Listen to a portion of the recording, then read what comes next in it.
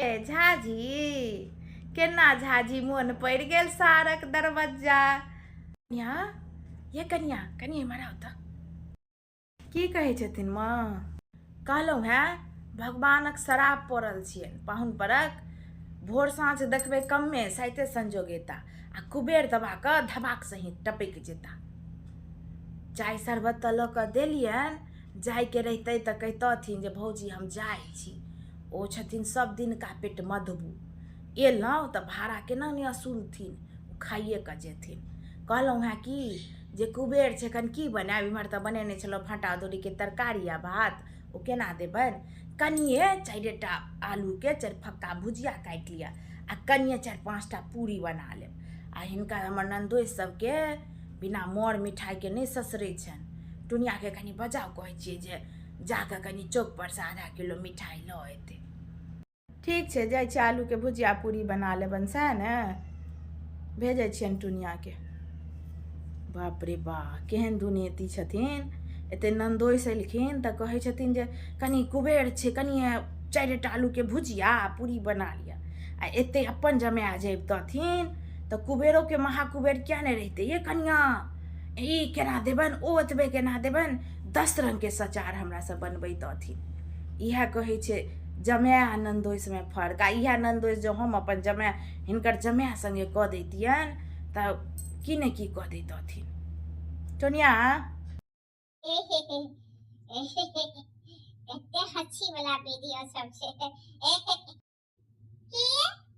दाइके नन्दोइस तोहर बाबा लगथुन, केरबार वाला एलखिन हैं, कनि जाही दाइ किछु कहै छथुन। दाइ बजबै छै? अच्छा जाइ छियै। हमरा बजबै छली दाइ गे? हाँ बजबै छलुए, कनि चौक पर चलि जो, आधा किलो मिठाइ लऽ आबे। अच्छा ला जल्दी से पाइ, हमरा ट्यूशनो के बेर भ गेलै, ट्यूशनो जाय के। खूट में 100 रुपया है, ले आ झटकार के जल्दी अबिहा। 100 टका में भ जेतौ? हाँ भ जेतौ, आधा किलो 200 रुपए दै छै, भइए जेतौ। अच्छा आबै छी। ए माँ पूरी भुजिया बनि गेलनि, देखै छियै कखन गेलै छौरी, कतौ था पता छै? एतै तखन ने देबनि लऽ कऽ। एला टुनिया, देखै छियौ खालिए हाथे छै? हाँ दाइ खालिए हाथे एलियै। गेलियन झूलन बाबा त मिठाई ला, त झूलन बाबा कहै छै हमरा की जे बौआ गे हमर मिठाई एकदम मक्खन जकाँ छै।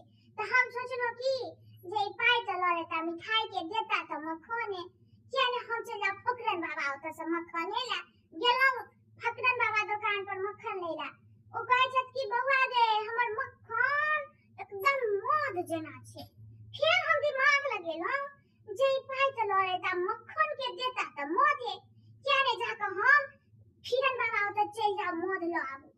फिर गेलहुं फिरन बाबा ओतऽ मध लैला, त फिरन बाबा कहै छथि कि जे बौआ गे हमर मध एकदम टटका टटकी गाछक उतारल पानि जकाँ मध है। फिर हम सोचलहुं जे पाई त ल लेता मध के आ देता त पानि। पानि किया ने हमरा घर में आरो अपने लागल है, घरे में से दाई के भर के गिलास में द देबनि आ दाई अपन नन्दोइस के पिया देथिन। आनि दियौ पानि। बाप रे बा इहो जे छौरी है। आगे टुनिया तू जे दुकाने दुकाने ते छिछिएलिही से तोहर चप्पल नहीं खिएलौ? ए दाई एते बुलबक बुझै छी तू हमरा, तोले पोती छियो। हम अपन चप्पल थोड़े पहिर के गेल छलिया, हम त तोहर जे नन्दोइस हमरा जे बाबा लगथिन तिनकर चप्पल पहिर के चल गेल छलियन, घिचायल हेतन हुनके चप्पल।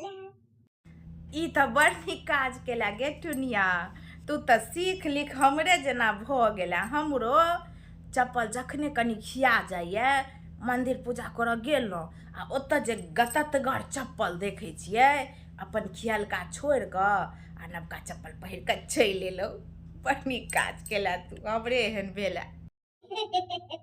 ए माँ जात इहो हद्दे करै छथि, बच्चा कतौ चोरी नुकी कऽ लै छै तऽ गार्जियन डाँटि डपारि दै छै, और ई और सहे दै छथिन।